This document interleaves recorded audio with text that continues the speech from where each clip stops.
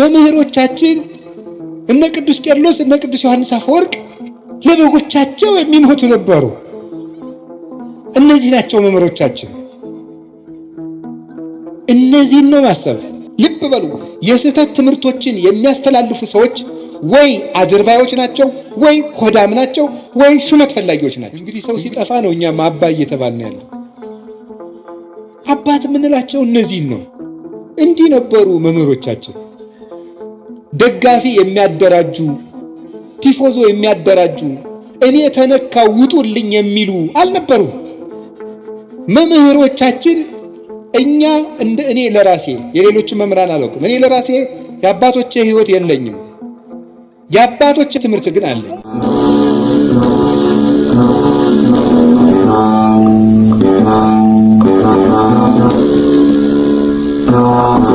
እኔ መልካም ስራ እንደሰሩ አባቶቼ አምናለሁ በሚል ርዕስ ነው የምንማማረው። እስኪ በሉ እኔ በሉ መልካም ስራ እንደሰሩ አባቶቼ አምናለሁ።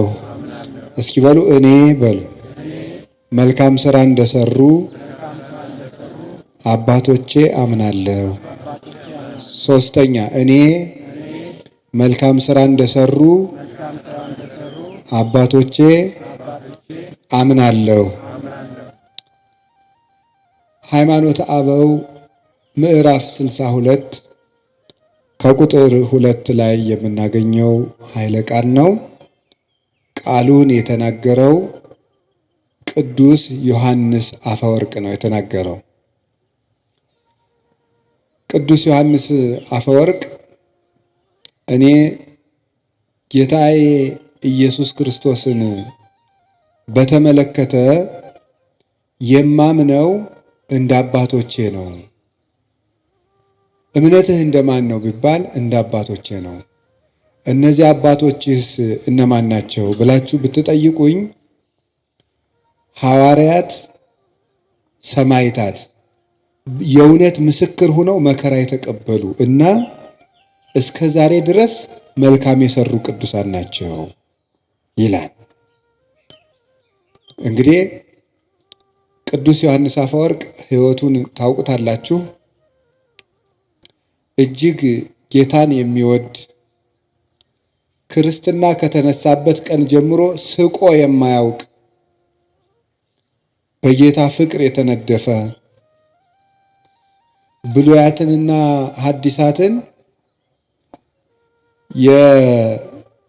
የገብስ ሳይፈተግ ከነቀንዱ በሚዛን እየመጠነ ትንሽ ትንሽ እየቀመሰ የተማረ በዋሻ በበዓት ተከቶ ብሉያትን ሐዲሳትን ከተማረ በኋላ ሲጸልይ አንተ አዲስ ዳንኤል ነህ ብለው ጴጥሮስና ጳውሎስ መጥተው የመሰከሩለት በራእይ አስተምር። ቅዱስ ጴጥሮስ መጥቶ ውጣና አስተምር፣ ለእኔ የተሰጠኝን ጌታ የሰጠኝን የመንግሥት ቁልፍ እንካ። ቅዱስ ዮሐንስ ወንጌላዊም ወንጌልን እየተረጎመለት ያስተማረ ከቅድስና የደረሰ ፍጹም አባት ነበረ። ነቢዩ ዳንኤል ሕልምን ለናቡከደነጾር ሕልሙን ሳይነግረው ተርጉሞለታል። የጠፋበትን ሕልም ትንቢተ ዳንኤል ላይ እንደምትመለከቱት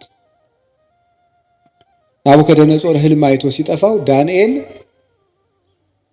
ሕልሙንም ትርጉሙንም ነግሮታል። ቅዱስ ዮሐንስ አፈወርቅ ደግሞ ንጉሡ በአንድ ርዕሰ ጉዳይ ይጨነቅ ነበርና የዚያን ጥያቄ መልስ ተርጉሞ ነግሮታል። የንጉሡ ጥያቄ ምንድን ነበረ? ኢያእመራ ዮሴፍ እስካመ ወለደት ወልደ ዘበኩራ፣ ዮሴፍም የበኩር ልጇን እስከምትወልድ ድረስ አላወቃትም የሚል ነው። የማቴዎስ ወንጌል ምዕራፍ 1 ላይ ያለ ዮሴፍም የበኩር ልጇን እስከምትወልድ ድረስ አላወቃትም የሚለውን ንጉሡ ይጨነቃል። አወቀ በመጽሐፍ ቅዱስ እገሌ እገሊትን አወቃት ማለት ሴትና ወንድ አንድ በሚሆኑበት ግብር አንድ ሆኑ ማለት ነው። ታዲያ እመቤታችንን ዮሴፍ የበኩር ልጇን እስከምትወልድ ድረስ አላወቃትም ማለት ከዚያ በኋላ አውቋታል ማለት ነው እያለ ንጉሡ ይጨነቅ ነበር። ከዕለታት አንድ ቀን ንጉሡ ቴዎዶሲዎስ ጥያቄው መምህሩን ዮሐንስ አፈወርቅን ሲያገኝ ጥያቄው ይጠፋዋል። ሲሄድ ትዝ ይለዋል።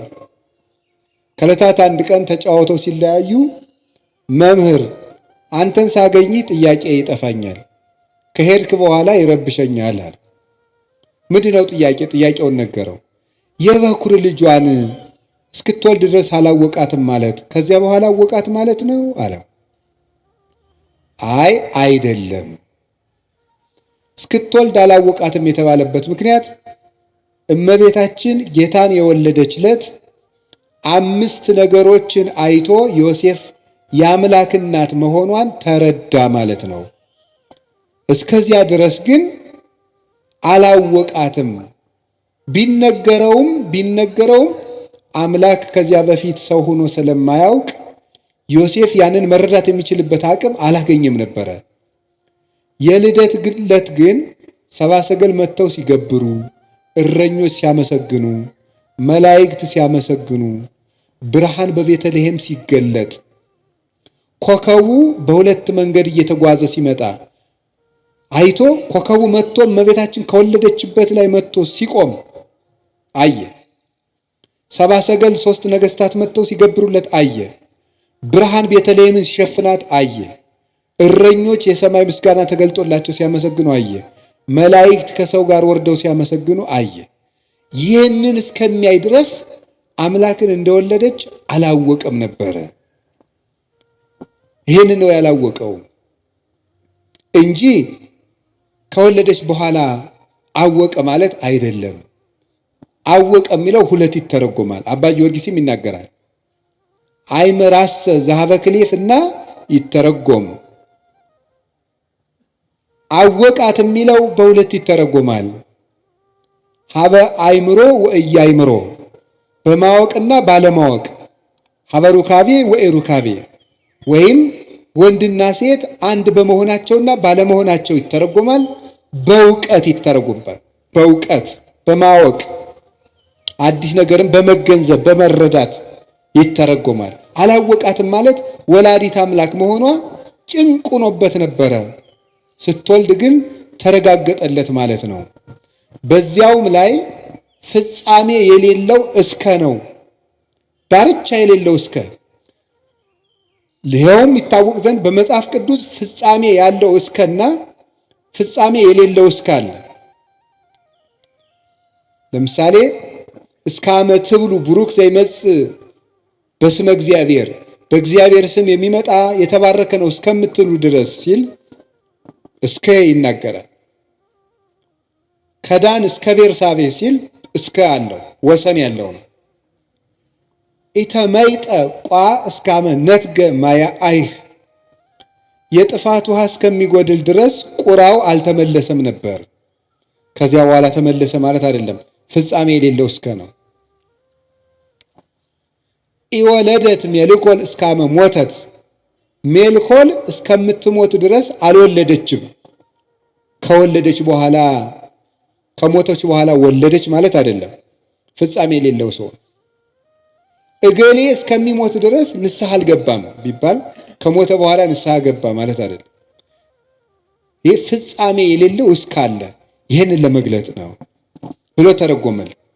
ዳንኤል ለናቡከደነጾር የጠፋበትን ህልም እንደተረጎመለት አንተም የጠፋብኝን ጥያቄ ተርጉመህልኛል፣ አዲሱ ዳንኤል ነህ ብሎ የተናገረለት ከጀርባው የነበረችው የእመቤታችን ስዕልም ሰናየ ተናገርከ ዮሐንስ አፈወርቅ፣ ሰናየ ተናገርከ ዮሐንስ ልሳነ ወርቅ፣ አንደበትህ የጠራልህ ዮሐንስ ሆይ በጎ ተናግረሃል ብላ ስዕሊቱ አንደበት አውጥታ እስክትመሰክርለት ድረስ የደረሰ አባት ነበረ። ብሉያቱን ሐዲሳቱን ሲተረጉም የቅዱስ ጳውሎስን መልእክታት በሚተረጉምበት ጊዜ ቅዱስ ጳውሎስ ራሱ ተገልጾ እጁን ጭኖበት ይውል ነበር። በአካል በሚጽፍበት ጊዜ ቅዱስ ዮሐንስ አፈወርቅ ሹመት የማይወድ ፍጹም አባት ነው። ቅስና ሊሾም በተባለ ጊዜ ለጓደኛው ለባስልዮስ ሲነግረው እኔ ካህን መሆን አልፈልግም አለ። ቄሱን ሲባል ቅስና ለማምጣት ካህን መሆን አልፈልግም። ለምን? ሁለት ምክንያቶችን ቢያንስ ልንገራቸው። እሱ ከዘረዘራቸው ጌታ ቅዱስ ጴጥሮስን ከትንሣኤ በኋላ ተገልጦ የዮና ልጅ ስምዖን ሆይ ትወደኛለህ ሆይ ካለው በኋላ ጌታ ሆይ እንድወድህ አንተ ታውቃለህ ባለው ጊዜ እኔን የምትወደኝ ከሆነ ለፍቅር ምልክት በጣም ብዙ ጊዜያትን ጹም፣ እኔን የምትወደኝ ከሆነ መሬት ላይ ተኛ አላለውም። ያለው በጎችን ጠብቅ ነው ይላል። ካህን መሆን ማለት የክርስቶስን በጎች መጠበቅ ነው። ለክርስቶስ የምናሳየው የመጨረሻው ፍቅርም በጎቹን መውደድና መጠበቅ ነው። እኔ ለዚህ አደራ የምበቃ ሰው አይደለሁም። በዚያውም ላይ አስበው የሚያድሩ በጎችን መጠበቅ አልችልም። ክርስቶስ የሞተላቸውን በጎች አስነጥቃለሁና ብሎ እምቢ ብሎ ተገዶ የተሾመ ሰው ነው። ዛሬው ደግሞ ተመልከቱ። ተገዶ እንኳን ከዚያ በላይ ያለውን ኤጲስቆጶስነት፣ ጳጳስነት፣ ፓትርያርክነት ሊመኘው ይቅርና ቅስና እንኳን አይገባኝም፣ እንዴት የክርስቶስን በጎች እኔ መጠበቅ እችላለሁ ብሎ ጵጵስና ደግሞ ከዚያ በላይ ያለ ዕዳ ነው። አባ መቃርዮስ የሚባል አባት ጳጳስ ሆኖ ለእናቱ ሂዶ የው ጳጳሱኝ እናቴ አላት። እንዲሁ ነከማይህ ሙተ ተገንዘህ ባይ ይሻለኝ ነበር አለች። ለምን እናቴ ሲላት ቀድሞ የምትጠየቅ በራስ ኃጢአት ብቻ ነበር፣ አሁን ግን በሕዝብ ኃጢአት ጭምር ትጠየቃለህ አለችው። ሰዎች አንረዳው። ቅዱስ ዮሐንስ አፈወርቅ እንዲህ አለ ርኅሩህ፣ ድሃ የሚወድ የድሆች ጠበቃ፣ የምጽዋት አባት፣ ፊት አይቶ የማያዳላ የፈለገው ሁሉ እንዲያገኘው በከተማው መሃል ፓትርያርክ ሆኖ ብቻውን ሲመላለስ የሚገኝ ለአንዲት ድሃ መሬት ብሎ የቤተ መንግሥት ነገሥታትን የሚገስጽ እውነተኛ የቤተ ክርስቲያን አባት፣ አንደበቱ የጠራለት ነገሩ የተከናወነለት ፍጹም አባት ነው። የቤተ ክርስቲያን ሽልማት ነው። በአማን አፈወርቅ በአማን አፈ ጳዝዮን ዘያሰረግዋ ለቤተ ክርስቲያን በምድር አሳቲሁ፣ ቤተ ክርስቲያንን በድርሰቶቹ የሚያስጌጣት የሚሸልማት እውነትም አፈ ዕንቁ አፈ ማር ነው ይለዋል አባ ጊዮርጊስ። መናፍቃንን የሚለያቸው ቆርጦ የሚጥላቸው አፈ መጥፋይት፣ ለምእመናን በስብከቱ መራራውን ክህደት የሚያርቅላቸው አፈ ሶከር አፈ መዓር ነበር ይላል። ከቃሉ ጋር ናቸው። በጣም ፍጹም መምህር ነው ቅዱስ ዮሐንስ አፈወርቅ። እግዚአብሔርን መስሎ ያስተማረ እና እሱ ሲናገር ስለ እምነት ከጠየቃችሁኝ መከራ እንደተቀበሉ አባቶቼ መልካም እንደሰሩ አባቶቼ አምናለሁ አለ። ይኸው እሱም አባቶቹን መሰለ።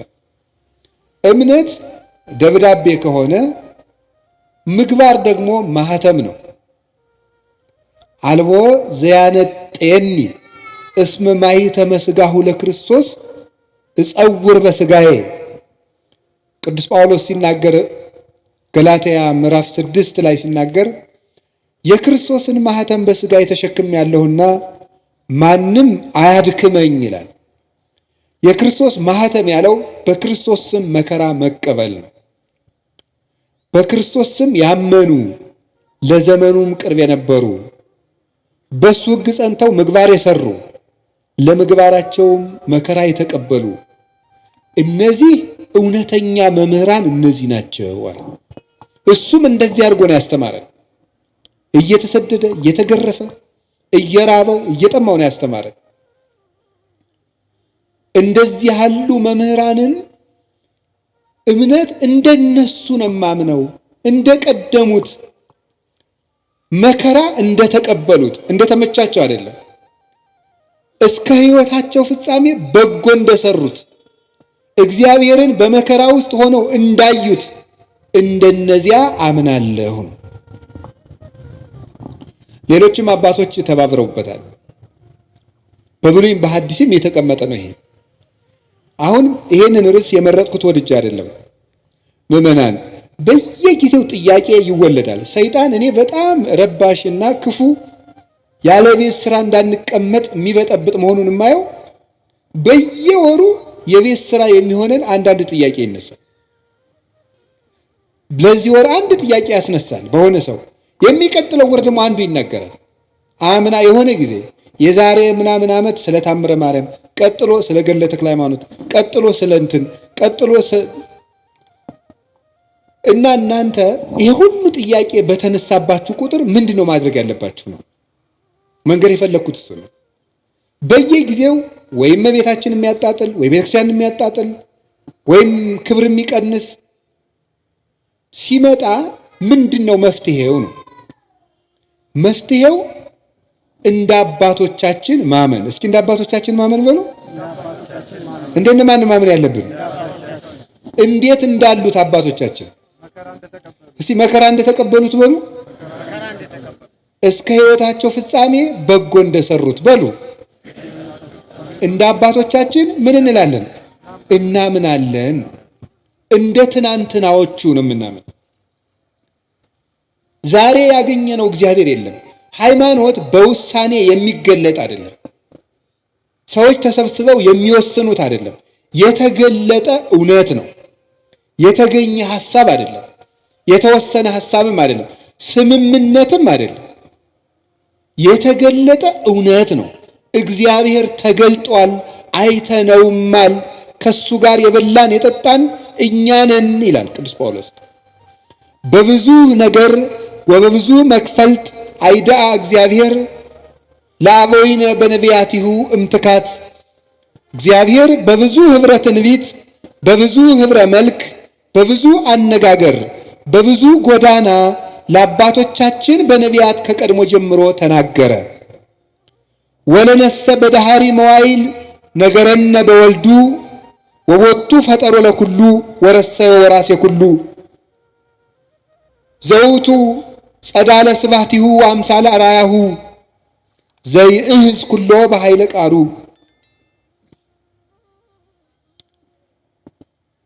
ምን ይላል? ለእኛ ግን በመጨረሻው ዘመን ዓለምን በቃልነቱ ከዊን በፈጠረበት ባህሪውን ባህሪ አድርጎ ሁሉን ወራሽ በሆነ የአብ ባህሪው በሆነ የአብ የክብሩ ጸዳል በሆነ አምሳለ አራያሁ በመልክ የሚመስለው በባህሪ የሚተካከለው ዘይዝ ኩሎ በኃይለ ቃሉ ሁሉን በእጁ በያዘ በአንድ ልጁ ተናገረን ይላል። በአንድ ልጁ ተናገረን። እሱም ወለሊሁ ገብረ በአካለ ህላወሁ በዛነጽ ኃጣዊነ። እሱም በገዛ ደሙ ኃጢአታችንን ካነጻ በኋላ ወነበረ በየማነ እበዩ ዘበሰማያት በግርማው ቀኝ ተቀመጠ። እስመ ብሂለ ነቢር ያእምር ሀበ ዘኢተልእኮ። ተቀመጠ ማለትም ተልእኮ የለበትም ማለት ነው ይላል ቅዱስ ዮሐንስ አፈወርቅ ሲተረጉመው ዕብራውያን ምዕራፍ 1 ከቁጥር 1 እስከ 3 ያለውን። ስለዚህ እግዚአብሔር ተገልጧል። አንደኛ ዮሐንስ ምዕራፍ 1 ላይ ምን ይላል? ንሕነ ንነግረክሙ ንዜንወክሙ በይንተ ነገረ ሕይወት ዘሃሎ እምቅድም ዘሰማይናሁ ወዘርእይናሁ ወዘገሰሳሁ እደዊነ። እኛ ግን በጆሮአችን የሰማነውን በዓይናችን ያየነውን በእጃችን የዳሰስነውን የሕይወትን ቃል እንነግራችኋለን ይላል። እግዚአብሔር ተገልጧል። እግዚአብሔር አብ በልጁ ተገልጧል። እግዚአብሔር መንፈስ ቅዱስ በወልድ ተገልጧል። እግዚአብሔር ወልድ አብን ሰብኮናል፣ መንፈስ ቅዱስን ሰብኮናል። እሱን አይተን አብን አይተነዋል፣ መንፈስ ቅዱስን አይተነዋል። ለእግዚአብሔርሰ አልቦ ዘርእዮ ግሙራ አላ ውእቱ ወልድ ኃይል ዘሃለው ውስተ ጽናው ውእቱ ነገረነ። እግዚአብሔርን ያየው አንድስ እንኳ የለም፣ በቅፉ ያለ በእሪናው ያለ አንድ ልጁ እሱ ነገረን እንጂ ተብሎ እንደተነገረ ዮሐንስ 1 ቁጥር 18 ላይ እግዚአብሔር ወልድ እግዚአብሔር አብን እግዚአብሔር መንፈስ ቅዱስን እንድናውቅ ነግሮናል። እውነት ተገልጧል፣ ሕይወት ተገልጧል። ነይነሰ ነአምር ከመ መጽአ ወልደ እግዚአብሔር ወሀበነ ልበ ከመ ናእምሮ ለእግዚአብሔር በጽድቅ ወሀለውነ በአሚን በወልደ እግዚአብሔር ዘውቱ እግዚአብሔር ዘበአማን። እኛ ግን የእግዚአብሔር ልጅ እንደመጣ እግዚአብሔርን እናውቅ ዘንድ ልብ እንደሰጠን እናውቃለን። በእግዚአብሔር ልጅ በማመንም እስከ ዛሬ ድረስ አለን። እርሱም እውነተኛ የባሕርይ አምላክ እግዚአብሔር ነው። አንደኛ ዮሐንስ ምዕራፍ 5 ቁጥር 20 ላይ እግዚአብሔር ወልድ ተገልጧል። ያንን የተገለጠውን እውነት ነው የምንኖረው። ሃይማኖት ወስነን አናውቅም። ሃይማኖትን ተስማምተን አልሰራንም። ሃይማኖትን ፈልገን አልተገኘንም። ሃይማኖት ተገልጦልን የያዝነው። ከዚህ በኋላ ሌላ መምህር አይመጣም። የመምህራን ማህተም ኢየሱስ ክርስቶስ ነው። መምህራችን ኢየሱስ ክርስቶስ ወይ ሲባል በቅዳሴ ያልሰማችሁም? የመምህራን ራስ የመምህራን ማህተም እሱ ነው። ሰው ሁሉ ቢያስተምር ወደ ክርስቶስ ለመድረስ ነው። ሌላ ትምህርትም የለም። አልቦ ዘይክል ሳርሮ ዘእንበለ ዘተሳረረ። ከተመሰረተው መሰረት በቀር ሌላ መመሰረት የሚችል ማንም የለም። ያንን የተገለጠውን እውነት እንዴት አድርገን ነው የምናገኘው? ማን የሚናገረው ነው እውነት? አንዱ አንዱን ይለናል፣ አንዱ አንዱን ይለናል። የማን ነው እውነት? የማን ነው ትክክል? ትናንትን ስናይ እውነትን ማወቅ እንችላለን። ትናንትን ስናይ በኦሪት ዘዳግም ምዕራፍ 32 ቁጥር 8 ላይ እንዲህ የሚል ቃል አለ። ተዘከሩ መዋዕለ ትካት ወለበው ዓመታተ ተዘከሩ መዋዕለ ትካት፣ ያለፈውን ዘመን የቀደመውን ዘመን አስቡ። ወዓመታተ ወለብው ዓመታተ፣ የቀድሞዎችንም ዓመታትንም አስተውሉ። ተሰአሎ ላቡከ ወይነግረከ፣ አባትህን ጠይቀው ይነግርሃል። ወለሊቃውንቲከ ይዜንውከ፣ ሊቃውንትንም ጠይቃቸው ያስተምሩሃል። የቀደመውን ዘመን እስራኤል ሆይ አስብ ይላል። እንደ ትናንት ነው የምንኖረው። እግዚአብሔር የትናንትና አምላክ ነው። ዛሬ እኛ ፈልገን ያገኘነው አይደለም። ስለዚህ በትናንትናው መሰረት ላይ ቁመን ስንፈትሸው ሁሉ ገለባ እየሆነ ይገኛል፣ እየቀለለ እናገኘዋለን። ግድ የላችሁ ምዕመናን፣ ከባድ ጭንቅ ክደት ለቤተክርስቲያን እንግዲህ የሚመጣ ክደት የለም። የትናንትናው ነው እየታደሰ ብቅ የሚል አንዳንድ ቀን ትናንትና እነ አርዮስ የተካዱት እነ ንስጥሮስ የካዱ ሌሎች ያሉት ነው የሚመጡት፣ ሌላ አይመጣም። የትናንትናው ክደት ዛሬ የሚመጣ ከሆነ መድኃኒቱ ምንድን ነው? የትናንትናውን መልስ ማወቅ ለዛሬው ክደት መድኃኒት ነው።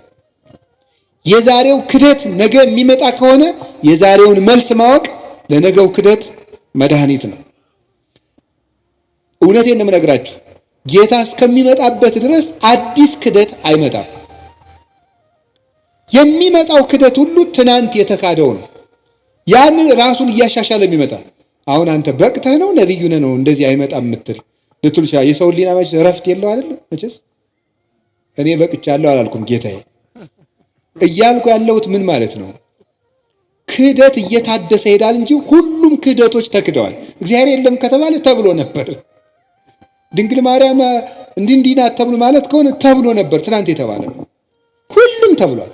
ያ ግን ዘመናትን ትውልዱ ረስቶታል ተብሎ ሲታሰብ ይቆይና ሰይጣን ብቅ ያደርገዋል። የዚያን ጊዜ ሆ ብለን እንደነግጣለን። ግን አዲስ ነገር የለም። እንዳትታወቁ ከፈልጋችሁ ትናንትን እወቁት። እግዚአብሔር በኦሪት ዘዳግም እስራኤል ታሪክህን እወቅ ነው። ታሪክህን እወቅ እንዳጠፋ። የትናንትናውን ዘመን ጠይቅ። ማን ነው የምትጠይቅ? አባቶችህን ጠይቃቸው ይነግሩሃል አለ። በምግባር የወለዱህን በተግባር የወለዱትን ላመኑት እምነት በተግባር የኖሩትን የትናንትናዎችን አባቶች ጠይቁ። ሊቃውንትን ጠይቃቸው ይነግሩሃል። የትናንትናዎችን ሊቃውንት ባልኩ እንግዲህ እኔን ማለት አይደለም፣ ወይም ገሌን ማለት ወይ አባ ገሌን አይደለም፣ ወይ መጋቢ ሐዲስ ገሌን እያልኩ አይደለም። የትናንትናዎችን ሊቃውንት ከሕይወታቸው ጋር የኖሩትን ጠይቋቸው። መጽሐፋቸው አለላችሁ። ለምን የምትሸበሩት? አለ እኮ ለሁሉ ነገር አባቶቻችን እነሱ መከራውን ገፈታ ቀምሰው ለኛ ሁሉን ነገር ሰርተውልን ሄደዋል። ቅዱስ ጳውሎስስ ምን አለ? ጌታ በመኃልየ ዘሰሎሞን ደግሞ የተናገረው ንገራቸው። እመሰ ኢያእመርኪ ሰናይተ እማንስት፣ አንቺ ከሴቶች ሁሉ ያማርሽ ሆይ ራስሽ ማወቅ ከተሳነሽ፣ አንቺ ራስሽ ካላወቅሽ፣ የኔ መንገድ ከጠፋሽ፣ ጻኢ ውስተ ሰኮና ሆሙ ለመሬት፣ የመንጋዎችን ሰኮና ተከትለሽ ውጪ አለ። የመንጋዎችን ተከተለ። ወራእይ ማኅፃ አይጣሊኪ ውስተ አይጻዳቲሆሙ ለኖሎት፣ አንቺ ከሴቶች ይልቅ ያማርሽ የሚላት ማን ነው? የክርስቲያን ነፍስ ነው። ስለ ሴት አይደለም እያወራው ያለሁት። ከሴቶች ሁሉ ያማርሽ የክርስቲያን ነፍስ ሆይ አሉ። ለጊዜው ለእስራኤል ነው እንደሚላቸው። አንቺ ራስሽ የኔን መንገድና ትክክለኛውን የእምነት ዕውቀት ማወቅ ካቃተሽ፣ ጻኢ ውስተ ሰኮና ሆሙ ለመሬት፣ የመንጋዎችን ሰኮና ተከትለሽ ውጪ አለ። የኔ መንጋ የነበሩትን ለነሱ የነቢያትን ነው፣ ለኛስ የሐዋርያትን የሐዋርያውያን አበውን የሰማይታትን የሊቃውን የነሱን ሰኮና ተከትለ ስትመጣ እውነተኛውን ጎዳና ታገኘዋል። ወራእይ ማኅፃ ጣሊኪ ውስተ አይጻዳቲሆሙ ለኖሎት፣ የፍየል ግልገሎችሽንም በረኞቹ ድንኳን አጠገብ አሰማሪያቸው ማለት ልጆችሽን በነቢያት ጉባኤ፣ በሐዋርያት ጉባኤ፣ በሊቃውንት ጉባኤ፣ በጉባኤያቸው ዳርቻ አውያቸው ይላል። ዳርዳሩን የሚሮጥ የፍየል ግልገል ለቀበሮ ሆኖ መቅረቱ አይቀርም። ከእረኞቹ ድንኳን ያራቀ ግልገል ግን ማንም አይነጥቀውም። ድንኳኑ አልተፈታም፣ ጉባኤ ቤት አልተፈታም። እኛ እንደ እኔ ለራሴ የሌሎችን መምህራን አላውቅም። እኔ ለራሴ የአባቶቼ ሕይወት የለኝም፣ የአባቶቼ ትምህርት ግን አለኝ። እግዚአብሔር የገለጠልኝ ነገር ገለጠልኝ የምለው ዛሬ አየሁት ሰማሁት የምለው የለኝም። የተገለጠላቸውን መምህራን ትምህርት ግን ሳልቀንስ አስተምራለሁ። ጉባኤ አለ፣ መለካት እችላለሁ፣ መመዘን እችላለሁ። የምናገረው ነገር በአንደኛው ክፍለ ዘመን ሊቅ ይመዘናል። በነ ቅዱስ ኢሬኔዎስ በነ ቅዱስ አግናጢዎስ መጽሐፋቸው አለ፣ ምስክር ነው። በግዕዝ አለ፣ በግሪክ አለ፣ በእንግሊዘኛ አለ። የነ ቅዱስ ዮሐንስ አፈወርቅ አለ። ሚዛን ላይ መቆም እንችላለን። እኔ የማስተምረው ትምህርት ትናንት ያስተማሩትን ነው። ይህንን ሰው አባቶቻችን እኛ ላይ እምነት ካጣችሁ ትናንትን ፈልጉ። የእውነቴን ነው። ፍልስጤማውያን ትቢያ የሚደፉበትን የአብርሃምን ጉድጓድ መፈለግ ይገባል። እንደ አባታችን እንደ ይስሐቅ ሲቆፍር አባቶች ሲደፍኑበት መጨረሻ የአብርሃምን ውሃ አገኘው። ይህ በእውነተኛው የሐዋርያዊ ምንጭ ላይ ትቢያ የሚነሰንሱበት ፍልስጤማውያን ናቸው። የእግዚአብሔር ወገን ያልሆኑ መናፍቃን ማለት ነው። አንተ ግን ጉድጓዱን እስከምታገኘው ድረስ ቆፍር። ትናንትን ሂዱ። የቅዱስ ኢሬኔዎስን መጽሐፍ እስኪ አንብቡት። እስኪ መጽሐፍ እኮ አለላችሁ፣ ሞልቶላችኋል። ኤጌኔስ ዘሄሬሲስ የሚል መጽሐፍ አሁን አለላችሁ፣ አንብቡት። ሂዱና በእንግሊዝኛ አለ፣ ተምረናል ትላላችሁ። እስኪ አንብቡ ሂዱና።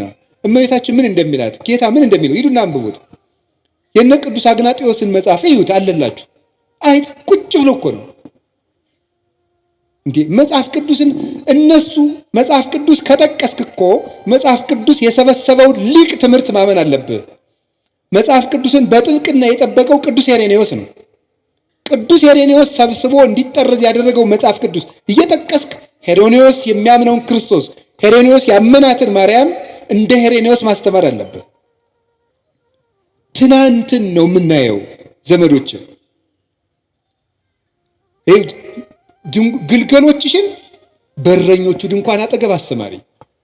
ልጆቻችሁን የት ነው የምታሰማሯቸው ዛሬ? እውነቴን ነው። ጉባኤያችሁን ፈልጉ፣ መምህሮቻችሁን እወቁ። ጉባኤ ቤት እኔ ጉባኤ ቤት መምህር ስለሆንኩ አይደለም፣ ጉባኤ ቤት ስለሚባል ነገር እወቁ። የእውነቴን ነው የምነግራችሁ። መምህሮቻችሁን ማወቅ አለባችሁ። አጥኑ እስኪ። የኢትዮጵያ ቤተክርስቲያን የትምህርት ሰንሰለቷ ምንድን ነው ብላችሁ እስኪ ጠይቁ። አንድ ሰው በአንድ ዘመን ላይ የሆነ ትምህርት ይዞ ብቅ ሲል በምንድን ነው የምንለካው? በትናንት። ትናንት ስንል ሉተርም ትናንት ነው፣ ሊዮንም ትናንት ነው 451 ላይ። ግን ከዚያ በፊት የነበሩት ከዚያም ቀጥሎ ያሉት የትናንትናውን ያረሱ የትናንትናውን ያረሱ ሲሄድ ከነቢያት ሰንሰለት የሚደርስ እንደዚያ የሆነ እንደሆነ ነው። ቅዱስ ጳውሎስ ደግሞ ምን አለ? ተዘከሩ መኳንንቲክሙ ዘነገሩክሙ ቃለ እግዚአብሔር። የእግዚአብሔርን ቃል የነገሯችሁን ዋኖቻችሁን አስቡ። እነማንን አስቡ? ዋኖቻችሁን አስቡ። የትናንትና ዋኖች አሉን እኛ መሰረት የሆኑ ዋኖችን። በጉባኤ ኒቅያ ዋና የነበሩት እነ ቅዱስ አትናቴዎስ፣ በጉባኤ ቆስጥንጥንያ ዋና የነበሩት እነ ቅዱስ ጢሞቴዎስ፣ በጉባኤ ኤፌሶን ዋና የነበሩት እነ ቅዱስ ቄርሎስ፣ እነ ቅዱስ ዮሐንስ አፈወርቅ፣ እነ ቅዱስ ሳዊሮስ ዘስሙናይን፣ እነ ቅዱስ ሳዊሮስ ዘአንጾኪያ አሉ። የትናንትናዎቹ በየርዕሰ ጉዳዩ አሉላችሁ። የሚያበጥሯት እመቤታችን የባህሪያችን መመኪያችን፣ ትምክህታችን፣ ምልክታችን እንደሆነች ንስጥሮስን ጳጳሱን ቁጭ አድርጎ የሰበከው የቅዱስ ጵሮቅለስ ትምህርት ወይም የቅዱስ ኤራቅሊስ ትምህርት አለላችሁ። በእንግሊዘኛ አለ፣ በግዕዝ አለ፣ በአማርኛ አለ። አሁን የምናገረው ራሱ አልዋሽም አለ። የአባቶቻችን ትምህርት ግን የለ እንዳይመስላችሁ። ሰይጣን ሊረብሻችሁ ይችላል። መልስ ታጡ በጊዜው መልስ የሌለ ሊያስመስልባችሁ ይችላል። እኔ አሁን በየጊዜው ይሄንን ርዕሰ ጉዳይ እያልኩ አይደለም መልስ የምሰጣችሁ። ለአጠቃላይ ለሚነሳ ስህተት ቀድማ ቤተክርስቲያኒቱ ይዛው ከቆየችው ትምህርት ያፈነገጠ ሲመጣ እናንተ ወደ ትናንት ዘወር ማለት ነው። ስለዚህ የእግዚአብሔርን ቃል የነገሯችሁን ዋኖቻችሁን አስቡ። ዕብራውያን 13:7 እንዳትረሱ። ዋኖቻችሁን አስቡ። ችግር ሲገጥማችሁ ዋኖቻችሁን አስቡ። ዋና መሰረቶቻችን እንዴት ነው ዋኖቻችን የምናውቀው? እንዘትርእዩ ሰናየ ግዕዞሙ፣ መልካሙን ስራቸውን እያያችሁ ምሰሏቸዋል። መልካሙን ስራቸውን እያያችሁ ምሰሏቸው። ለእምነታቸው የኖሩ ናቸው። እምነት ሲከብዳቸው፣ ተግባር ሲከብዳቸው በእምነት ያመካኙ አይደሉም። ክርስቶስን ለመውደዳቸው ምግባር መስራት ሲያቅታቸው ክርስቶስ ስለሚወደኝ ምግባር አያስፈልገኝም የሚሉ ለስጋቸው ጠበቃ የቆሙ አይደሉም። ራሳቸውን ዘንግተው ለክርስቶስ የኖሩ ልክ ቅዱስ ጳውሎስ ገላትያ ምዕራፍ 2 ቁጥር 20 ላይ አንሰ ይሃሎኩ ወበሕይወተ ክርስቶስ ሃሎኩ፣ እኔ አሁን ሕያው ሁኜ የለውም በእኔ የሚኖረው ክርስቶስ ነው ይላል። እኔ በሕይወት የለውም በእኔ የሚኖረው ክርስቶስ ነው ይላል ቅዱስ ጳውሎስ። ራሳቸውን ትተውት ጨርሰውት ክርስቶስ በእነሱ የሚኖርባቸው የክርስቶስ ሰሌዳ የሆኑ ቴዎዶስዮስ ዘአንጾኪያ የሚባል ሊቅ ጳውሎስ ዘይትናገር ቦቱ ክርስቶስ የሚናገርበት ጳውሎስ ይለዋል። ክርስቶስ የሚናገርበት ጳውሎስ እኔ ያለ የለሁም በእኔ የሚኖረው ክርስቶስ ነው። አባት የምንለው ይሄንን ነው። እንግዲህ ሰው ሲጠፋ ነው እኛም አባ እየተባልን ያለው። አባት የምንላቸው እነዚህን ነው። ምዕመን ሽጠው እንጀራ የሚያጠራቅሙትን አይደለም፣ ራሳቸውን ሽጠው ትውልድ የሚያተርፉትን ነው። እነዚህ ናቸው አባቶቻችን የትናንትናዎቹ፣ ለቤተ ክርስቲያን የኖሩ ለምዕመናን ራሳቸውን ቤዛ አድርገው የሰጡ።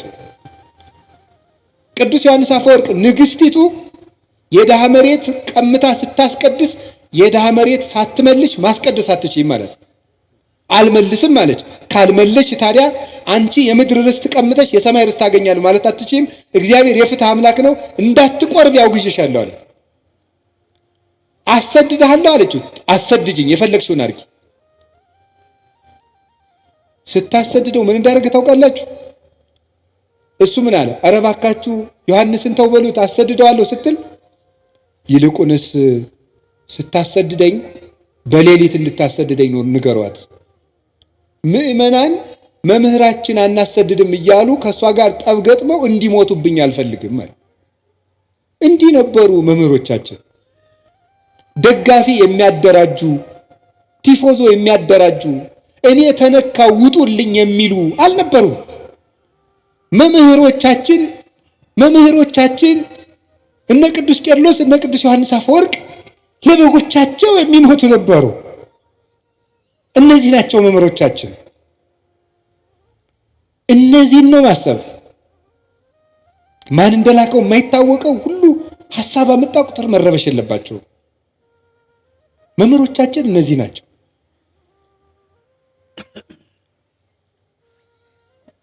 መልካሙ ስራቸው ምስክራቸው ነው። ቅዱስ ቄርሎስ ደግሞ እንዲህ አለ። ሃይማኖተ አበው ምዕራፍ 78 ቁጥር 2 ላይ ንሕነሰ በይንተ ስርዓተ መድኃኒነ ነአምን ከመ እምነት አበዊነ ቅዱሳን፣ እኛስ ስለ ጌታችን ስለ መድኃኒታችን ስለ ኢየሱስ ክርስቶስ ተዋሕዶ ንጹሐን ክቡራን እንደሆኑ እንደ አባቶቻችን እናምናለን። ንሕነሰ ንተሉ እምነት አበዊነ ቅዱሳን ዘእንበለ ተወላውሎ፣ እኛ ግን ንጹሐን ክቡራን የሚሆኑ የአባቶቻችንን ሃይማኖት ቀኝም ግራም ሳንል እንከተላለን። እስመ ሶበ አንበብነ መጻሕፍተ እልክቱ ሰራይነ አልባቢነ፣ የእነሱን መጽሐፍ በተመለከትን ጊዜ ልቡናችንን ወስነን ገተን ይዘነዋልና። የእነሱ መጽሐፍ ማሰሪያችን ነው፣ የልቡናችን ማህተም ነው። ልቡናችን በአባቶቻችን መጽሐፍ አርፏል ይላል ቅዱስ ቄርሎስ። ወኢናብ ካላ ሃይማኖተ ዲበ ሃይማኖት ርትዕት፣ በቀናች ሃይማኖታችን ላይ ሌላ ነገር አንጨምርበት። እንዴት? የቀና ጎዳና እንሄዳለንና በጥርጊያ ጎዳና የምንሄድ ነን ይላል ቴዎዶሲዎስ ተቀብለው። ንጉሥ በሄደበት ጎዳና የምንሄድ ነን፣ የንጉሥ ክርስቶስን ጎዳና የምንከተል ነን። ቅዱስ ሳዊሮስ ዘአንጾኪያ ሃይማኖተ አበው ምዕራፍ 85 ቁጥር 10 ላይ ሲናገር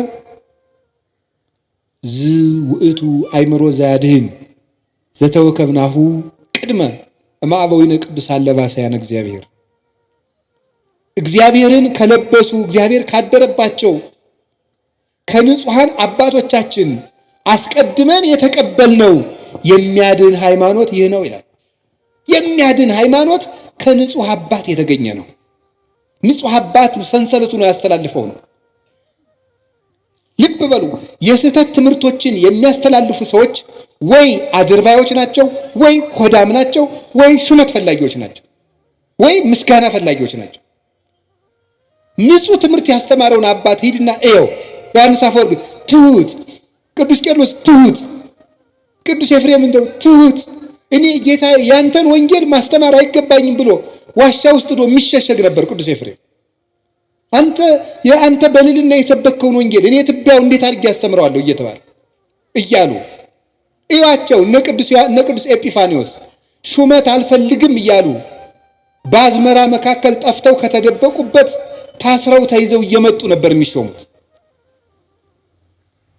የክርስቶስ ትምህርት ያደረበት አባት የክርስቶስን ሕይወት ያሳያቸዋል።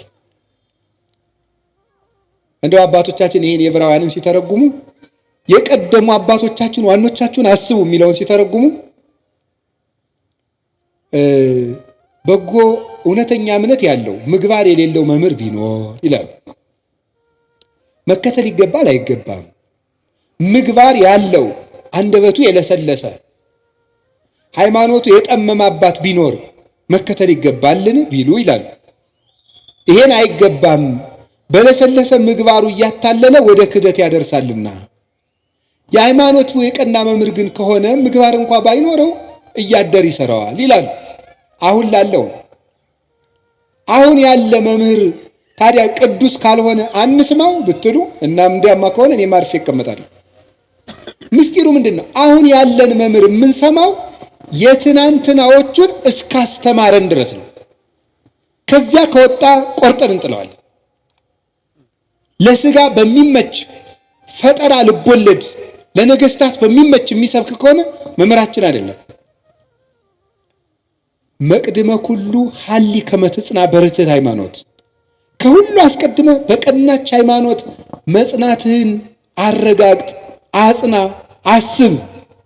ወባይቱ ኢታጥሪ ዘንተ ማበ ሥጋ ወደም። ግን ይህንን ሃይማኖት ከስጋዊ መምህር አገኘዋለሁ አትበል። ቅዱስ አትናቴዎስ ሃይማኖተ አበው ላይ ሲናገር አስቀድመህ ወዳጄ ከሁሉም ስራ አስቀድመህ የቀና ሃይማኖት እንዳለህ እርግጠኛ ሆን። የቀና ሃይማኖትን ግን ምድራዊ ነገር ከሚያሳድድ ሰው አገኘዋለሁ አትበል። እስመ ለሊሁ ይቤ ብፁዕ አንተ ስምዖን ወልደ ዮና እስመ ይከሰተ ለከ ዘንተ ዘሥጋ ወደም። ጌታችን ኢየሱስ ክርስቶስ ራሱ ስምዖን ሆይ ብፁዕ ነህ ይህንን ስጋዊ ደማዊ አልገለጠልህም ብሎ ያመሰገነው ቅዱስ ጴጥሮስ የሰማይ ዕውቀትን ስለተናገረን እንጂ የምድር ዕውቀትን ቢናገር አያመሰግነውም ነበር ይላል ቅዱስ አትናቴዎስ። ስለዚህ ዘመዶቼ እንደ አባቶቻችን መከራ እንደተቀበሉት እናምናለን።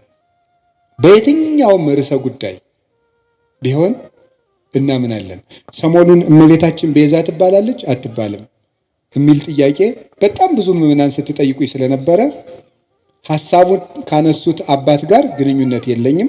ብዙ ጊዜ ሰዎች ለሚያነሱት ሐሳብ እኔ መልስ የማልሰጥበት ምክንያት ሰዎቹ እንዲድኑ ስለምፈልግ ነው።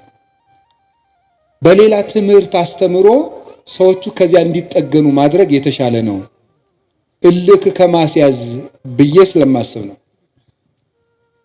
ግራ ነገር ልንገራችሁ። እኔ አሁን እመቤታችን ቤዛ ትባላለች አትባልም የሚለውን መልስ ከመመለሴ በፊት እንዲህ ያለ ጥያቄ ሲመጣባችሁ ምንድነው ማድረግ ያለባችሁ? ቅድም የነገርኳችሁ ምንድነው ማድረግ ያለባችሁ? ስለዚህ ጉዳይ የትናንትና አባቶቻችን ምን ብለዋል ነው። ምን ብለዋል? ቅዱስ ያሬድ ምንድነው ያለው? አባ ጊዮርጊስ ምንድነው ያለው? ቅዱስ ጎርጎርዮስ ዘንዚናዙ ምንድነው ያለው? ሕሊናዋን በመጠበቋ ስጋዋን ጠብቃ ንጹሕ ሆና በመኖሯ ፍጹም እምነትን በመያዟ she became the advocate of Eve ነው የሚለው። ከእንግሊዝኛው ቀጥታ ስለወሰድኩት የሔዋን ጠበቃዋ ቤዛዋ ሆነቻት ነው የሚለው ቅዱስ ጎርጎርዮስ ዘንዚናዙ። ታዲያ ምንድነው ማድረግ የፈለጋችሁ ይባል? ሄዳችሁ ትናንትን ማየት ነው። ይባላል አይባልም? ሐሳብ ሲገጥማችሁ ምን ተብሏል? እስኪ መምህር አባቶች ምን ብለዋል? በዚህ ጉዳይ ላይ ኑረውበታል እኮ። ግን እንደው ይሄ ልነግራችሁ ፈልጌ ነው። እኔ አንድ ገጠመኝ ልንገራችሁ። ሰሞኑን ኢየሩሳሌም ነበርኩኝ እና እመቤታችን ቤዛ ትባላለች አትባልም የሚለው እዚህ በጣም ብዙ እየተምታታ ስለሆነ ብዙ ሰው ስለዚህ ጉዳይ መልስ ስጠን ምናምን እያለ ቴክስትም ያደርግልኛል። ዝም ብዬ ቁጭ ብዬ ስል ጋይድ የሚያደርገን ሰው ጀሚር ይባላል እና ጀሚር ሲሄድ ልጁን ተካልን። ልጁ ፋዲ ይባላል። አው ሰበሰብኩት አይደል? ፋዲ ይባላል እና እኔ መተዋወቅ ሰውን ስሙን መጠየቅ ደስ ይለኛል። ማን ነው ስምህ ስለው ፋዲ አለኝ። አረብኛ ነው። ፋዲ ማለት ምን ማለት ነው ስለው ቤዛ ማለት ነው አለኝ። እኔ በጣም ነው የገረመኝ። እና ፋዲ እንኳን ቤዛ ተብሏል። እኔ እኮ ነው የምነግራችሁ ማለት ነው። እንደው ፋዲ በአቅሙ ቤዛ እየተባለ እንዴ እመቤታችንም አንድ እንዴ እና እኔ በጣም በየቀኑ ፋዲን ባገኘሁት ቁጥር በጣም ሲገርምና አብራራልኝ አልኩት። የምሬንም ነግራችሁ ውሸቴን አይደለም። 2-3 መምህራን ጋር ፋዲን አስታውቀዋለሁ ከነ ትርጉሙ በእንግሊዘኛ እንዲተረጉምልን እያደረግኩ እና ፋዲ ምን ማለት ነው ግን ቤዛ ስለው ራስን እንደ ክርስቶስ ለሌላው አሳልፎ መስጠት ማለት ነው። ቤዛ ማለት እንደዚህ ያለ ማን ነው? ፋዲ በሉ እንጂ እንደዚህ ብሎ ራሱ የነገረኝ ማን እንደሆነ ታውቃላችሁ? ፋዲ ነው። እና በጣም ገርሞኝ እግዚአብሔር እንዴት ነው የሚያስተምረው? በጣም ነው የገረመኝ። ስለዚህ ጉዳይ ዝም ማለት ነበር የፈለግኩኝ። አንደኛ ማንም ሰው ትልቅ ሰው የሚሆን ትንሽ ሰው ይስታል፣ ወደ መንገዱ እንዲመጥገማረው እንጂ እልክ ይዞት እንዲጠፋ እኔ አልፈልግም። እግዚአብሔር በሚያውቀው ዝም ማለት ፈልጌ ሳለ ፋዲ እንደዚህ ያለኝ። እናም ከዛ እኔ ለዚህ የስሙ ትርጓሜ ዮሐንስ ወንጌልን ነገርኩት። አልቦ ፍቅር ዘይአቢ እምዝ ፍቅር ከመብሲ ዘይሜጡ ቤዛ ነፍሰ ቢጹ፣ ራሱን ለባልንጀራው አሳልፎ ከሚሰጥ በቀር ከዚህ የሚበልጥ ፍቅር የለም። ራሱን ለባልንጀራው አሳልፎ የሚሰጥ ከዚህ የሚበልጥ ፍቅር የለም።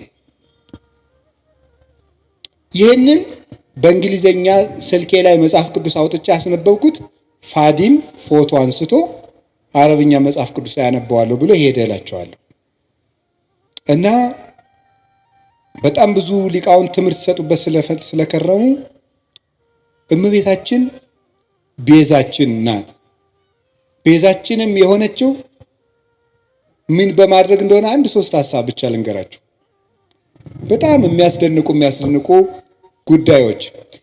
ቤዛ ማለት ምን ማለት ነው? ምትክ፣ ለውጥ። መጽሐፌን አንብቡት፣ ማስታወቂያ እየሰራው ሊሆንብኝ ብሎ ነው እንጂ እኔ አሐቲ ድንግል የምትባለው መጽሐፌ ላይ አንድ ምዕራፍ 6 ላይ ቤዛዊት ዓለም ብዬ ጽፌያለሁ።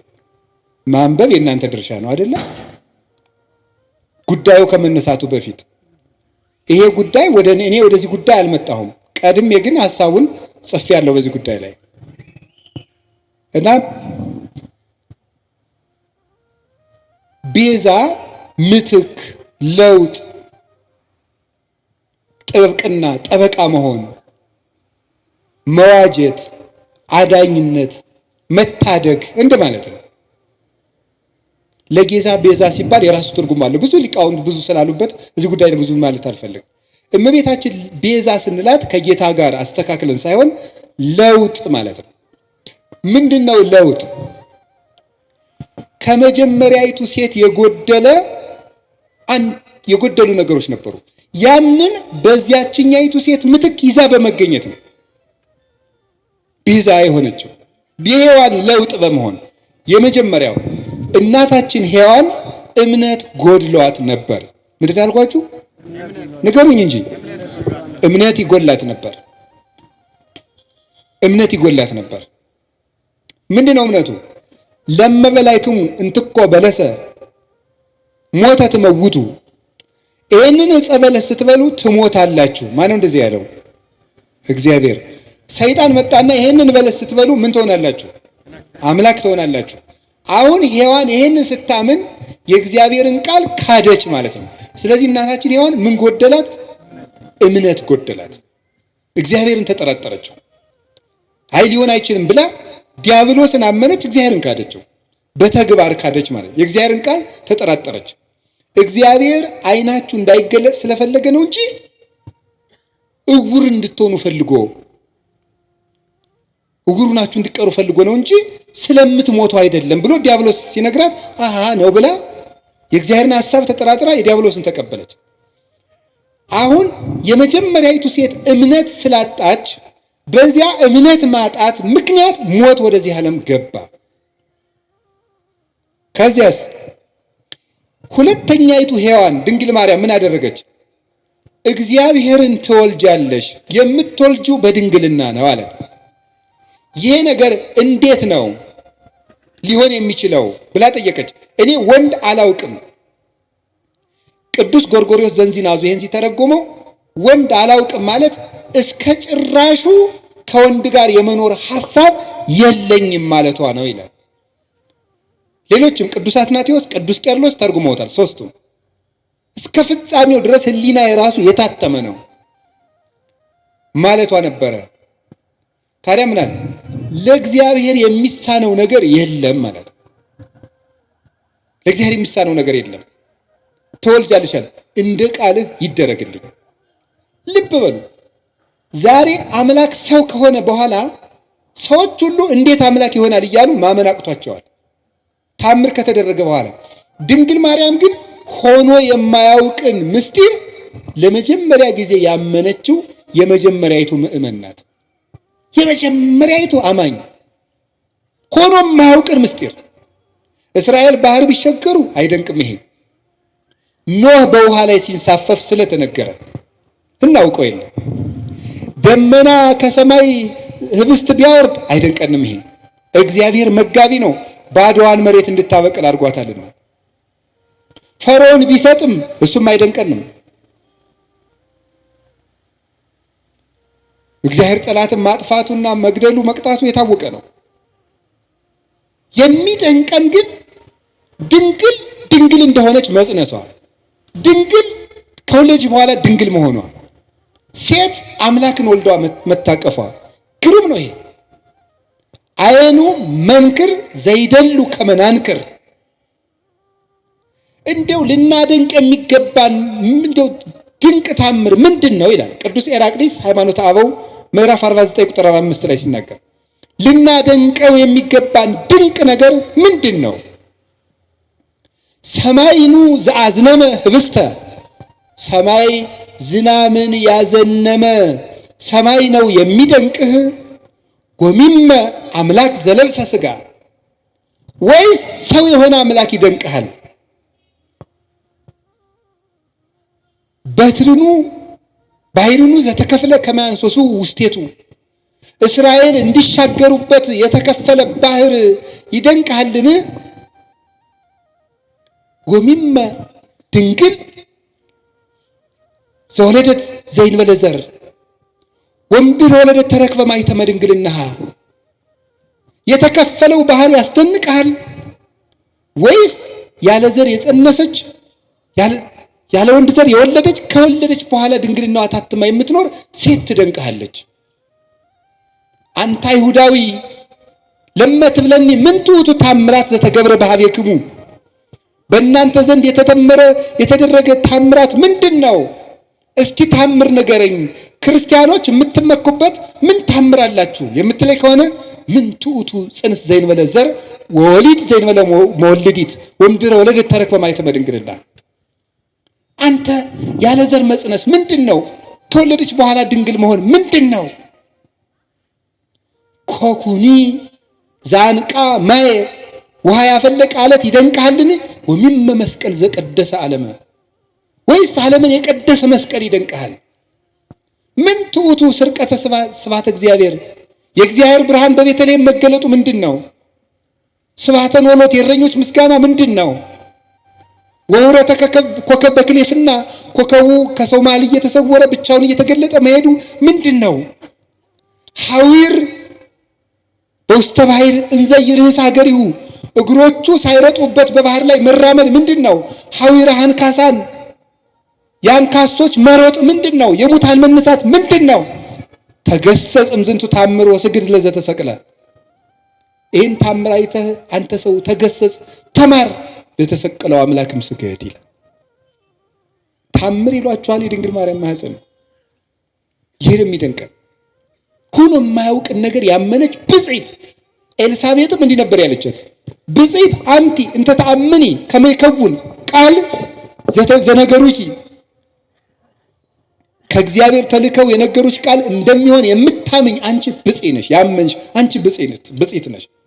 ሔዋን የሌላትን እምነት ይዛ በመገኘት የሔዋን ጠበቃዋ ድንግል ማርያም ናት፣ ቤዛዋ ናት። አንድ ሁለተኛስ ድንግል ማርያም ይዛው የተገኘችው አንድ ድንቅ ነገር አለ። እሱ ምን እንደሆነ ታውቃላችሁ?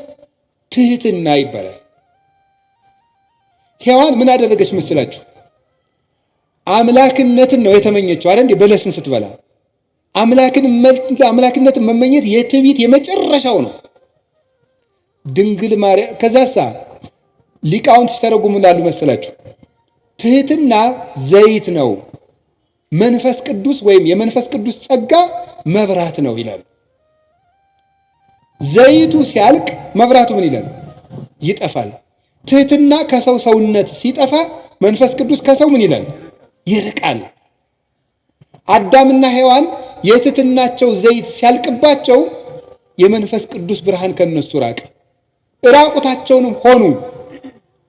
በለስም ቅጠል ቆርጠው አገለደሙ አዳምና ሔዋን። ድንግል ማርያምሳ የአምላክ ተፈሥሒ ፍሥሕት ኦ ምልዕተ ጸጋ እግዚአብሔር ምስሌኪ ደስተኛይቱ ሆይ ደስ ይበልሽ ሲላት እንዲህ ያለ ሰላምታ ለሴት ይገባል፣ ለእኔ ይገባኛል፣ ለፍጡር አለችው። ተመልከቱ ትሕትናዋን። በሔዋን ባለቀው ዘይቷ በኩል ሞት ወደዚህ ዓለም ገባ። ትሕትናን በተሞላችው እውነተኛይቱ የሕይወታችን ማሰሮ በድንግል ማርያም በኩል መንፈስ ቅዱስ መጣ። ዘይቱ ካለ መብራቱ እንደሚኖር ትሕትና ካለበት መንፈስ ቅዱስ ይኖራል እና ይሄ እንዴት ያለ ሰላምታ ነው ባለች ጊዜ ጸጋን የተመላሽ ሆይ ያሰኘት ይሄ ነው። ሙሉ ናት እመቤታችን። ትሕትና የጎደላትን የእናቷን ትሕትና ይዛ በመገኘት የሔዋን ቤዛዋ ናት። በትሕትና ትሕትና አያችሁ ዘመዶች፣ በእምነት ማጣት ሞት በሔዋን ጆሮ ገባ። በድንግል ማርያም እምነት ሕይወት ቃል በሷ ወደ እሷ ማኅፀን ገባ። በሔዋን እምነት ትሕትና ማጣት ሞት ወደኛ ገባ።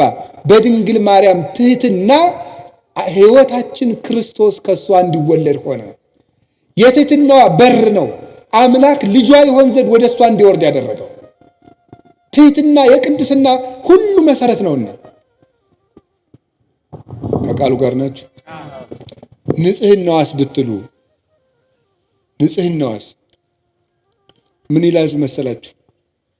ድንግል ማርያም ምንድን ነው የምትባለው? የእግዚአብሔር ምንድን ነው የምትባለው? በሉ እንጂ ከተማ በሉ እንጂ የእግዚአብሔር ምን መዝሙር 86 ስላለ ይህንን ነቅዱስ ኤፍሬም ነቅዱስ ያሬድ የእግዚአብሔር ከተማ አምልተው እና አባ ጊዮርጊስ አምልተው አስፍተው ተርጉመውታል። የእግዚአብሔር ከተማ ማለት ምን ማለት ነው? በነገራችሁ ላይ አንድ እንደኔ ያለ ሰው ዝም ብሎ ደርሶ የእግዚአብሔር ከተማ አይባልም። ትንሽ ያላት እንቅልፍ የላት እንደሚባለው አንደኛ ቆሮንቶስ ምዕራፍ 3 ቁጥር 16 ላይ እናንተ የመንፈስ ቅዱስ መቅደስ ናችሁ ይላል ብሎ ሊጠቅስ ነው። አንዱ ሩጦ እንደዚህ ነው የሚለው። በነገራችሁ ላይ መናፍቃን እኛ አንድ ጥቅስ ስንጠቅስ ያኛውን የማናውቀው ነው የሚመስላቸው። የጅል ነገር እናውቀዋለን፣ ጠፍቶን አይደለም። ያኛው ይሄኛው በንስሐ ነው። የእግዚአብሔር ከተማ የተባለችው ማለት ከእግዚአብሔር ውጭ ወደ እሷ ምንም ነገር ገብቶባት የማያውቅ ማለት ነው። የሚያስደንቅ እኮ ነው።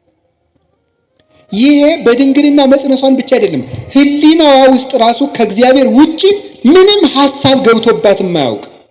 አይገርማችሁም? አይገርማችሁም? ሐሳቡ የታጠረለት ፍጡር የት ይገኛል? እስቲ የፈለገ እገሊት ድንግል ናት፣ እገሌ ድንግል ነው ይባላል። በሐሳቡና በሐሳቧ ግን ስንቱን ነውታል። በሐሳባችን ስንቱን በድለናል። ድንግል ማርያም ግን ሐሳቧ የታጠረ ቅዱስ አትናቴዎስ የገለጣት መንበር የምትገልጠው እሷን ነው። መኑ ውእቱ ዘከማከ ዘከለለ መንበሮ በእሳት፣ አቤቱ መንበሩን በእሳት ያጠረ እንዳንተ ያለው ማን ነው? መንፈስ ቅዱስ የጋረዳት ናትና ፍጹም ንጽሕት እርግማን የሌለባት መርገም ያልወደቀባት ምልዓተ ኃጢአት ያላገኛት ቃሏ ቅዱስ ቅዱስ ድንግል፣ ሐሳቧ ድንግል፣ ሥጋዋ ድንግል፣ ልቡናዋ ድንግል የሆነች እመቤታችን ናት።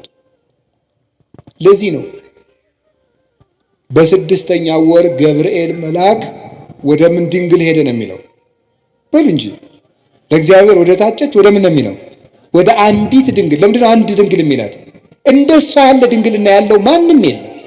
ሥጋው ድንግል ቢሆን አፉ አይደለም፣ አፉ ድንግል ቢሆን ሐሳቡ ድንግል አይደለም። ሁሉ የተሞላላት እመቤታችን ናት። እግዚአብሔር ደግሞ በንጹህ የሚያድረው ንጹህ ስለሆነች እመቤታችን አደረት። አቀባ ጰራቅሊጦስም ከርሰ እማ መንፈስ ቅዱስ ከእናቷ ማኅፀን ጀምሮ ጠበቃት። ወኢረኩሰት በምንትኒ እምዘፈጠራ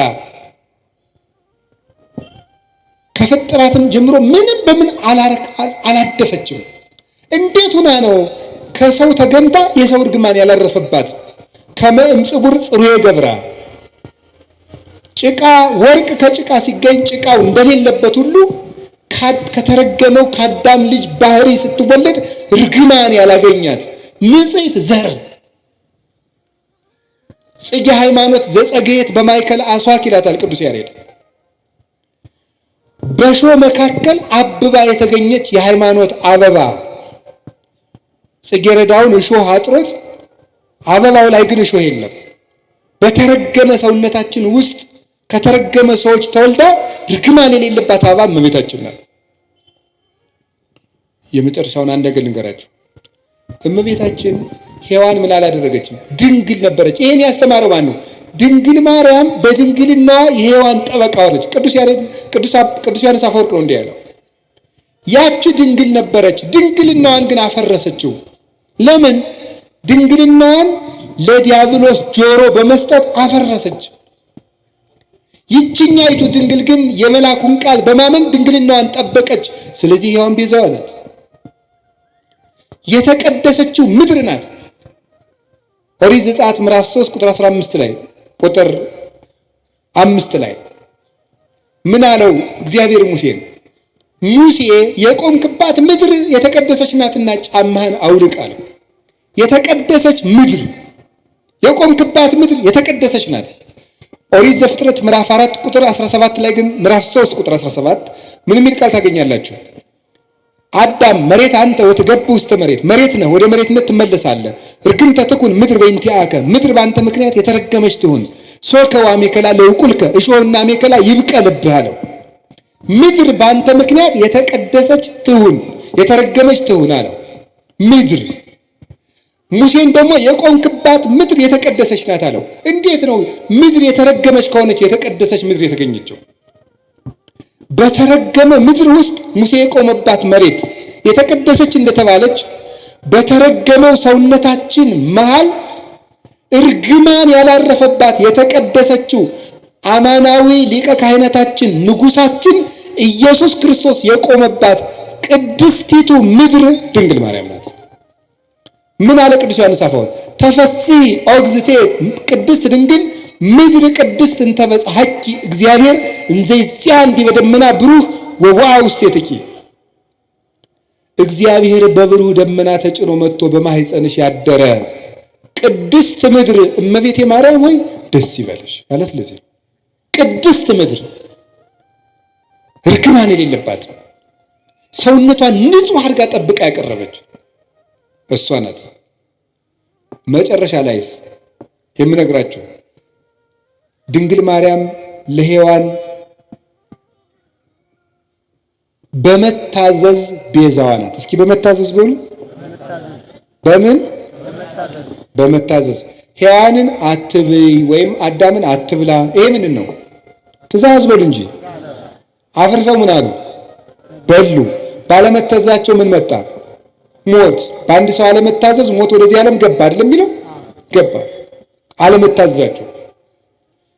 ይችኛይቱ ድንግልስ እውነተኛይቱ ድንግል ማርያም እሷሳ ምንድናት? ታዘዘች። አምላክን ተወልጃለሽ፣ እሺ ይደረግልኝ። መታዘዝ። ቀጥሎስ ልትወልድ 9 ወር ሞልቷት ልትቆጠሪ መንገድ ሂጂ፣ እሺ። እንዴ እምትወልጂው ንጉሥ ነው ታብዬ ሲያበቃ የምድር ንጉሥ ሊቆጥረኝ መሄድ ምንድን ነው ያላለች? እሺ ብላ የታዘዘች። እሺ ወልዳሳ ሲያበቃ ወደ ግብፅ ሂጅ፣ እሺ። ወደ ግብፅ ስትሄድ ስንት ዓመቷ ነው? የ15 ዓመት ልጅ መንገድ ሄዳ ማታውቅ አገር ማታውቅ ከ600 ኪሎ ሜትር በላይ በእግሯ በእስራኤል የብርድ ወራት ነው የተሰደደችው። ቸነፈር እያሳደዳት አውሬ ገጥማት አታውቅ። ሂዳ የምታርፍበት ቤት ዘመድ የላት። እሺ ተንከራተተች፣ ተሰደደች። ተመልሰች ናዝሬት ነኝ፣ እሺ። እና እሷ ቤዛ ያልሆነች ማንም የሆነ ሁሉን እሺ እያለች እየታዘች አንድ ቀን አንደበቷን ገልጣ ያላማረረች ከማመስገን በቀር ልጇ ውሃውን ጠጅ አድርግ ልጄ፣ ጊዜ ግን አልደረሰም። እሺ ጊዜ ግን አልደረሰም ያላት ይላል ቅዱስ ጎርጎርዮስ ዘንዚናዙ በዕለተ ዓርብ በአንቺ ልጅነቴ የምታዘዝበት ቀን ገና አልደረሰም እያላት ነው ይላል። ደሙን አፍስሶ ስጋውን ቆርሶ ግን እነሆ ያንቺ ልጅ እንደመሆኔ የምታዘዝበት ቀን ዛሬ ነው። ይሄው ልጅሽ በዮሐንስ አንጻር ራሱን ነበር ይሄው ልጅሽ የሚላት። እነሆ ልጅሽ ሂጅ ከሱ ጋር። እሺ እንደ ድንግል ማርያም ያለ ታዛዥ በምድር የለም። እግዚአብሔር የሚፈልገው ምንድነው? የሚወደኝ ቢኖር ቃሌን ይጠብቃል። ቃሉን በመጠበቅ ለሔዋን ቤዛ ሆና አምላክ እንዲያድርባት የአምላክ እናት ለመሆን የበቃች እመቤታችን ቅድስት ድንግል ማርያም እምነቷን፣ ትህትናዋን፣ ታዛዥነቷን፣ ፍጹም ድንግልናዋን፣ ንጹሕ ሕዋሳቷን ይዛ በመቅረብ ለልብሰተ ሥጋ የሔዋን ቤዛዋ ናት። እንዲህ ያለውን ነገረ ማርያም እና ነገረ ክርስቶስ ጥሩ ስራ እንደሰሩት መከራ እንደተቀበሉት አባቶቻችን እናምናለን። የአክል ሃይማኖት ዘአልቦ ጥልቀት፣ ነውር የሌለበት ሃይማኖት በቂ ነው። ቅዱስ ቄርሎስ ወእምነት በቅድስት ድንግል ከመይእቲ ወላዲተ እግዚአብሔር በሥጋ፣ ድንግል ማርያም እግዚአብሔርን በሥጋ እንደወለደች ማመን በቂ ነው ይላል። ነገ እመቤታችን ናት።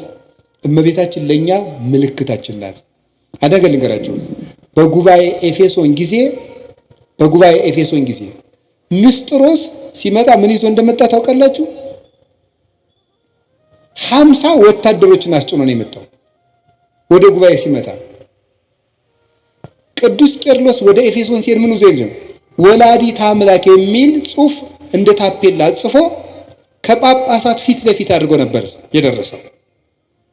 ወላዲተ አምላክ ወላዲተ አምላክ ወላዲተ አምላክ የሚለው ቃል ለኛ ምልክታችን ነው።